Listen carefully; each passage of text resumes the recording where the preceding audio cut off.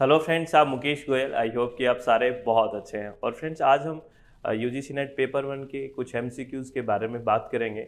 और फ्रेंड्स, आप लोगों को एक बात बता दूं कि कुछ स्टूडेंट सोचते होंगे कि एज इट इज़ क्वेश्चन उठ के आ जाता है। ये बहुत कम चांसेस रहते हैं कि आपने जो क्वेश्चन किया है वो एज इट इज़ उठ के आ जाए।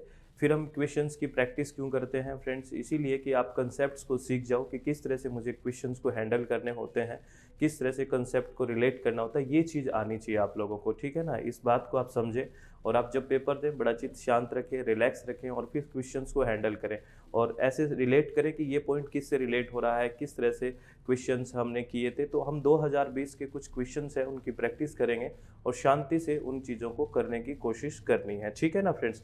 बिल्कुल रिलैक्स होके। क्वेश्चन 2020 में आपके पेपर में पूछा गया था और ये क्वेश्चन रिसर्च एप्टीट्यूड का क्वेश्चन है फ्रेंड्स। इसमें है, which of the following research format cause on hypothesis testing and generalisation.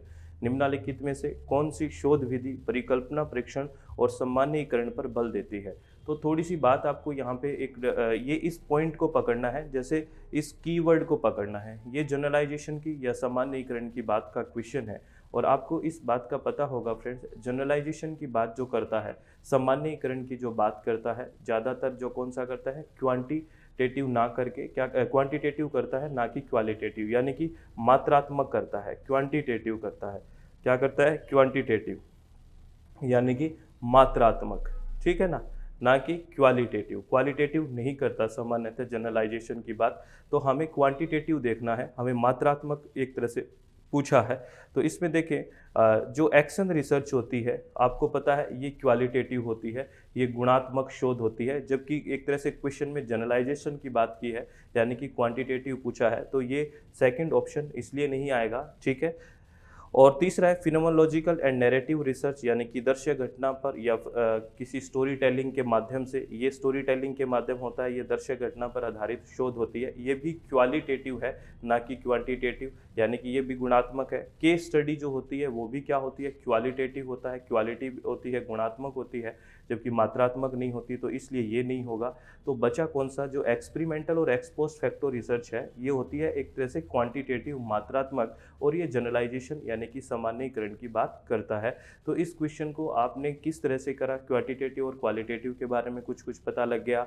Action research applied research का पार्ट होता है, ये भी आपको पता लग गया। ये साइक्लिक रिसर्च है, ठीक है, और ये क्वालिटेटिव शोध है। फिनोमोलॉजी की नैरेटिव रिसर्च क्या होती है? दृश्य घटना पर आधारित और कोई स्टोरी टेलिंग से बताना किसी को, यानी कि वृत्तांत करके, ये भी क्वालिटेटिव है। केस स्टडी यानी कि किसी केस स्टडी करते हैं ना, तो स्पेसिफिक होता है, तो वो भी क्या है? एक तरह से क्वालिटेटिव की बात करता है। तो आपको ये इस क्वेश्चन से 4-5 चीज़ें आपको पता लगी कि क्वालिटेटिव क्या है, क्वांटिटेटिव क्या है, ये रिसर्च किस किस तरह की होती है, और एक्सपेरिमेंटल और एक्सपोस्ट फैक्टर रिसर्च क्या होती है, जिसमें एक्सपेरिमेंटल क्या है? वेरिएबल्स को कनेक्ट करने की बात करते हैं, इंडिपेंडेंट डिपेंडेंट वेरिएबल्स होते हैं। इस तरह से भी क्वेश्चन पूछ लेते हैं कि कौन सी एक रिसर्च है जिसमें मुख्यतः वेरिएबल्स के बीच रिलेशंस बनाने की बात होती है। और एक्सपोस्ट फैक्टर रिसर्च क्या होती है? जो आफ्टर इम्पैक्ट किसी चीज़ को रिसर्च करते हैं, शोध करते हैं, तो एक्स पोस्ट फैक्टर है। तो इस तरह से ये सारी चीज़ें आपको एक क्वेश्चन देखते ही दिमाग में आ जाना चाहिए। फिर तो क्वेश्चन करने का आनंद है, नहीं तो क्वेश्चन करना अजीब लगेगा। एक क्वेश्चन आए और हमने ऑप्शन टिक कर दिया, फिर और ऑप्शन को नहीं समझा या क्वेश्चन के कीवर्ड को नहीं पढ़ा, तो ऐसा तो है नहीं कि वो एज इट इज़ क्वेश्चन आ जाएगा। मैंने पहले भी आपको कहा है। तो ऐसे कंसेप्ट कोई भी आप क्वेश्चन करें तो थोड़ा सा कंसेप्ट को ध्यान में रखते हुए करना चाहिए, मुझे ऐसा लगता है फ्रेंड्स, ठीक है। नेक्स्ट क्वेश्चन है, वो रिसर्च हाइपोथेसिस से क्वेश्चन है। और कई बार रिसर्च हाइपोथेसिस से क्वेश्चन पूछा जाता है फ्रेंड्स। आपको पता है जो हाइपोथेसिस होती है, जो परिकल्पना होती है, वो दो तरह से, नल हाइपोथेसिस और ऑल्टरनेटिव हाइपोथेसिस होती है। और एक रिसर्चर का काम होता है, एक बार ये भी यूजीसी ने पूछा था, तो एक रिसर्चर का काम होता है नल हाइपोथेसिस जो होती है उसको डिसप्रूव करना। नल हाइपोथेसिस को क्या करना? डिसप्रूव करना। और जैसे ही फ्रेंड्स नल हाइपोथेसिस डिसप्रूव होने के आपके पास साक्ष्य हो जाते हैं, जैसे ही नल हाइपोथेसिस डिसप्रूव हो जाती है, ऑल्टरनेटिव हाइपोथेसिस है वो एक्सेप्ट हो जाती है। इस बात का आप ध्यान रखना।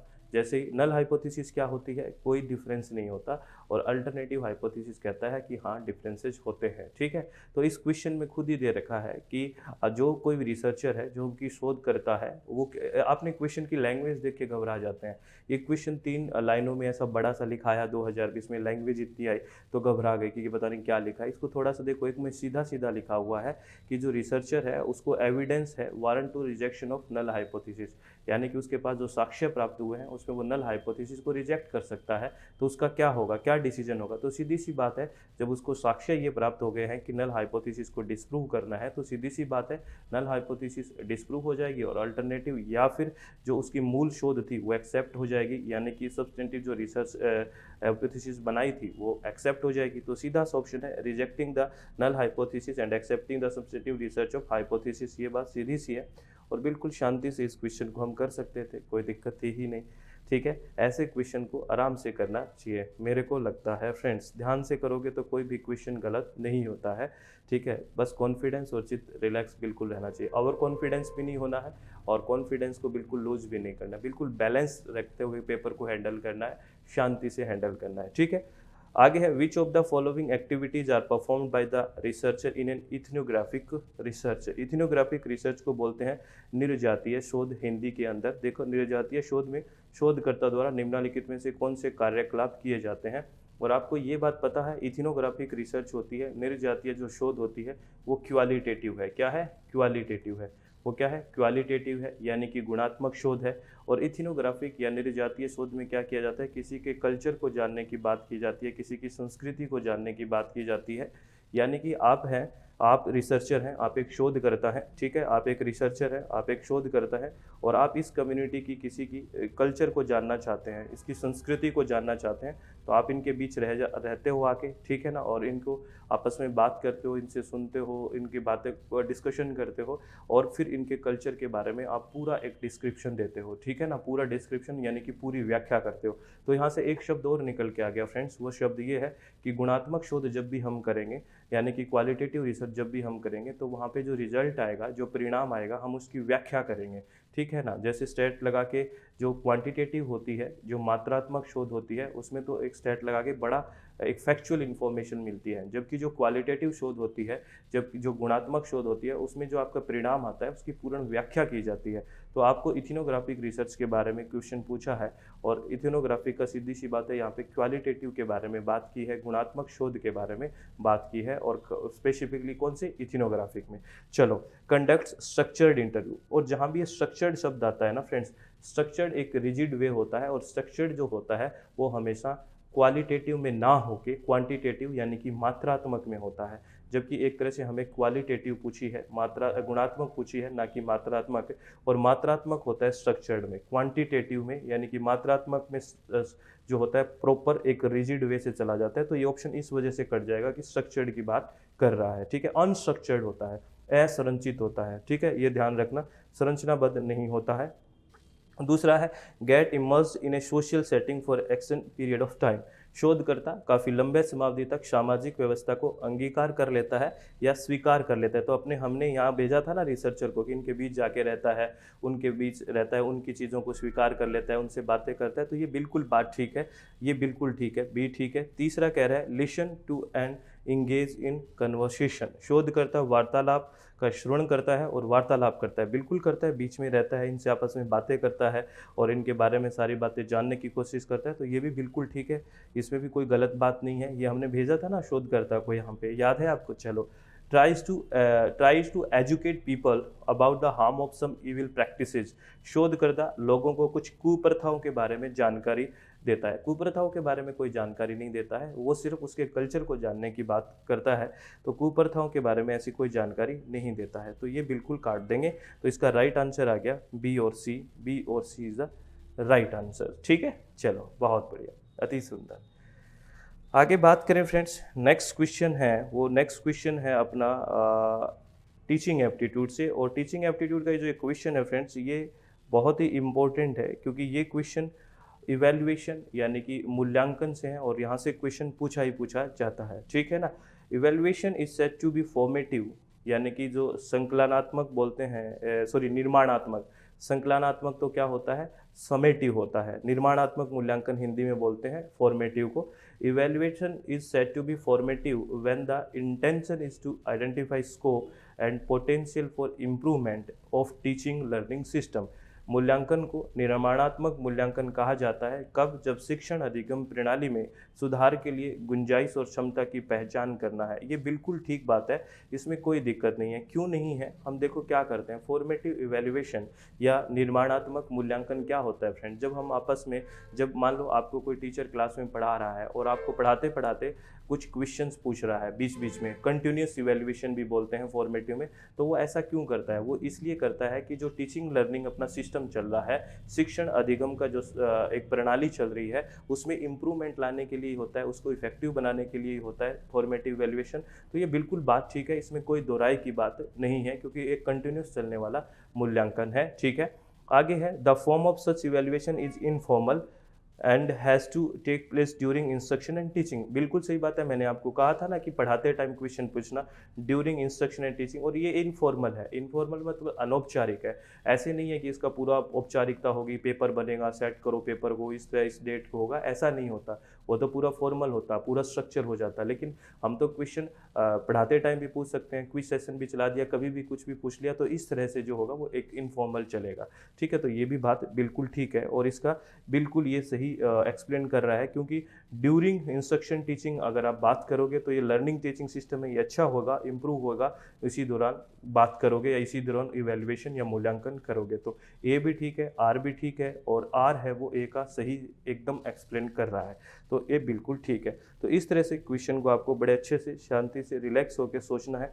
सर हम इतना टाइम नहीं लगाएंगे, मुझे पता है इतना टाइम नहीं लगाना है, लेकिन अगर आप क्वेश्चन को ध्यान से पढ़ोगे ना तो टाइम नहीं लगता है, आंसर फट से आ जाता है एकदम। बस क्वेश्चन को ध्यान से पढ़ो। और हम क्या करते हैं, मुझे लगता है हम ऑप्शन को बहुत ध्यान से पढ़ते हैं, क्वेश्चन नहीं, ऑप्शन पे बहुत टाइम दे देते हैं। ऐसा नहीं करना चाहिए, मुझे लगता है। ठीक है, आगे है, फिर एक हमने एवेल्युएशन से लिया है, a teacher is particular college assign percentile rank.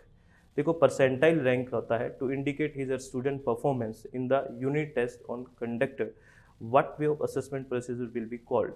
एक विशेष कॉलेज में एक शिक्षक परीक्षा के दिए गए यूनिट परीक्षणों में अपने छात्रों के प्रदर्शन को इंगित करने के लिए प्रतिशत रैंक देता है, इसे किस प्रकार के मूल्यांकन की प्रक्रिया कहा जाएगा।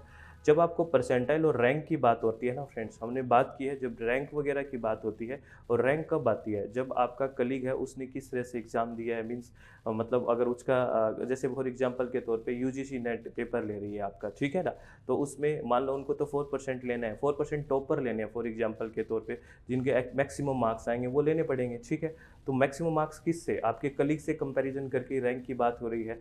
तो उस तरह के जो इवैल्यूएशन या मूल्यांकन हो रहा है उसको कहते हैं नॉर्म रेफरेंस। जहाँ पे रैंक शब्द आ जाए या परसेंटाइल वगैरह की बात हो, वहाँ पे नॉर्म रेफरेंस होता है। ठीक है ना, सामान्य संदर्भित की बात होती है। और क्राइटेरिया रेफरेंस कौन सा होता है फ्रेंड्स, जहाँ पे पहले से स्टैंडर्ड डिसाइड हो, कोई स्टैंडर्ड पहले से ही डिसाइड हो जाए, उसको क्राइटेरिया रेफरेंस कहते हैं। फॉर्मेटिव होता है जो कंटिन्यूस चलता है, ड्यूरिंग द यूनिट चलता है, जो अभी पिछले क्वेश्चन में हमने बात की। और समेटिव होता है जब पूरा का पूरा काम हो जाए, जब मतलब एंड ऑफ द यूनिट जब इवैल्यूएशन करते हैं तो वो होता है समेटिव। ठीक है, ये आपको ध्यान रखना है फ्रेंड्स। ये आराम से चित्त को रिलैक्स करके ध्यान रखें चीज़ों को, और शांति से इनको हैंडल करें। ठीक है, आप लोगों से मेरी रिक्वेस्ट है। आगे क्वेश्चन है, which of the following was the central aim of Paris agreement. ये पूछा है कि पेरिस एग्रीमेंट का सेंट्रल एम क्या था, समझौते का केंद्रीय उद्देश्य क्या था। देखो जो पेरिस एग्रीमेंट हुआ वो कोप 21 में हुआ, आपको सबको पता है कोप 21 में हुआ।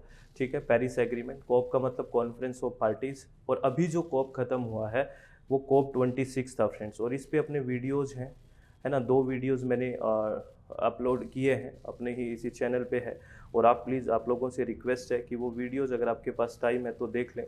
कोप 26 कहाँ हुआ, उसके प्रेसिडेंट कौन थे, क्या बात हुई, ये कुछ वीडियो हैं, तो कुछ बातें उसमें की गई है, तो वो देख लें, आपके लिए मुझे लगता है बेहतर हो सकता है वो। तो कोप 21 हुआ जो तो पेरिस एग्रीमेंट, इसमें मुख्य जो एम था, सेंट्रल एम था, वो यही था कि जो ग्लोबल वार्मिंग जैसी स्थिति आ चुकी है, या क्लाइमेट जो चेंज हो रहा है, जो जलवायु परिवर्तन हो रहा है, इसको हमें एक साथ लाना है सभी को, और सबको मिल के काम करना है। ठीक है, तो यही बात है, to strengthen the global response to the threat of climate change, यानी कि वैश्विक प्रतिक्रिया है उसको मजबूत करने के लिए जलवायु परिवर्तन का खतरा है, उसके लिए ये इसका सेंट्रल एम था। तो ये इसका राइट आंसर है। ठीक है फ्रेंड्स, तो आई थिंक आपको सारी चीज़ें बड़ी शांति से अच्छे से समझ में आई होगी, किसी तरह का कोई डाउट नहीं होगा। तो आप लोगों से रिक्वेस्ट है कि चित्त को शांत करके, मन को रिलैक्स करके आराम से पेपर दे के आएँ, किसी भी तरह की कोई टेंशन ना रखें। अगर आप टेंशन रखोगे तो फ्रेंड्स पेपर ख़राब हो जाएगा, किसी का कुछ नहीं बिगड़ेगा, आपका पेपर मुझे लगता है गड़बड़ हो जाएगा अगर आपने टेंशन ली तो। बिल्कुल रिलैक्स रहें, चित्त को शांत रखें और आराम से क्वेश्चंस को हैंडल करें और टाइम मैनेजमेंट का प्रॉपर ध्यान दें कि किस तरह से मुझे करना है, कैसे करना है। ज़्यादा जिद ना पकड़ें, ज़्यादा ओवर कॉन्फिडेंस में ना जाएं, ज़्यादा डीमोटिवेट ना हो जाएं। बिल्कुल अपने चीज़ों का बैलेंस बना के रखें और अच्छे से पेपर दे के आएँ। All the very best. Thank you, thanks a lot friends.